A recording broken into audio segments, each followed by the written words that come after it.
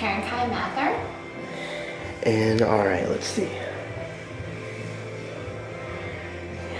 Can you tell us a little bit about your job position?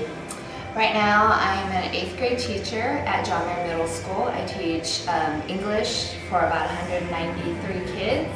I'm also getting my master's in leadership and administration. Great. What were your original goals and how have they changed or stayed the same? When I was in high school, I wanted to be a lawyer, so I pursued that in college as well as after college. I went to 1 year of law school, and then when I came back for my 2nd year, I decided to pursue something else because I wasn't really interested in law anymore. I really loved the education, I just didn't want to be a lawyer, so I went to get my credential and became a teacher shortly thereafter. Awesome. Were there any doubts about your new career choice? There were definitely a lot of doubts. I was mainly concerned about my parents, and especially because I had gone to a year of law school, they knew that I could do it, and I knew I could do it as well.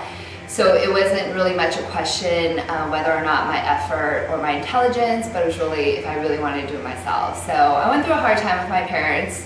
They didn't speak to me for about 3 months after I left law school. But now we have a great relationship because I think they realize that I'm actually really happy in what I'm doing, and I want to continue pursuing education in leadership roles. Awesome. And how happy are you now about what you're doing? I really love my job as a teacher. It's really challenging. We work a lot for not so much money. But the rewards I get are the interactions I have with students and families. I want to continue pursuing it, and I want to eventually do something with education and curriculum and building curriculum for the state or even the nation. Very interesting.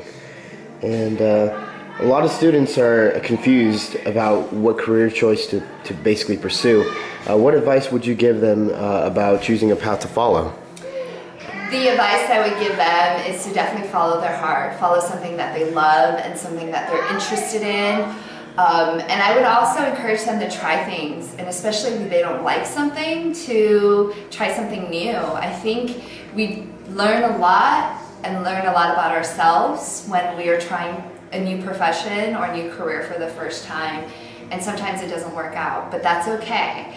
Life will go on and you'll find something else that you'll love even more. But most importantly, work cannot be a chore. Work cannot be something that you despise or that's something that you don't look forward to. Even though there is a lot of challenges in education, I think overall just the feeling I get and the interactions I get with my students makes it all worthwhile.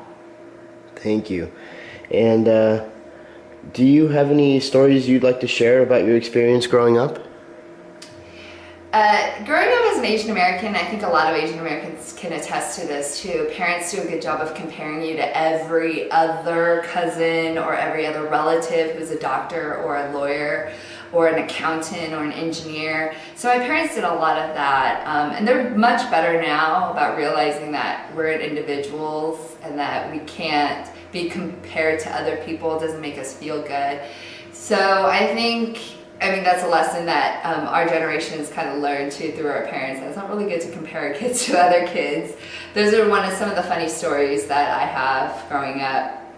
Other stories that I have is just when I was in junior year of high school, when I realized I wanted to work with kids was I worked at a spring camp for kids with really low income whose parents couldn't afford babysitting or a nanny, so they went to the spring camp at City Year in downtown San Jose. And then I realized, because the population I came from were predominantly Caucasian and Asian American, that I really didn't know too many Hispanics and African Americans at that time.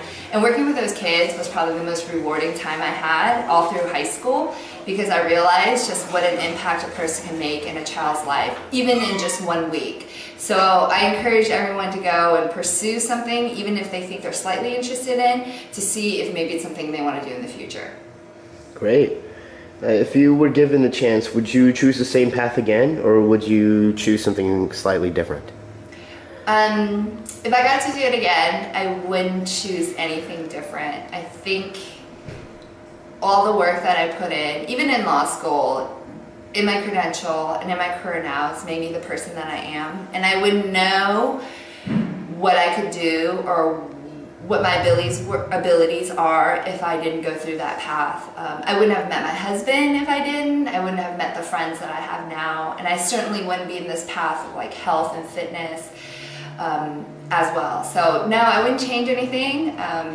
Sometimes hardships really make us who we are. Great. And you said that you made a career change from law school to being a teacher.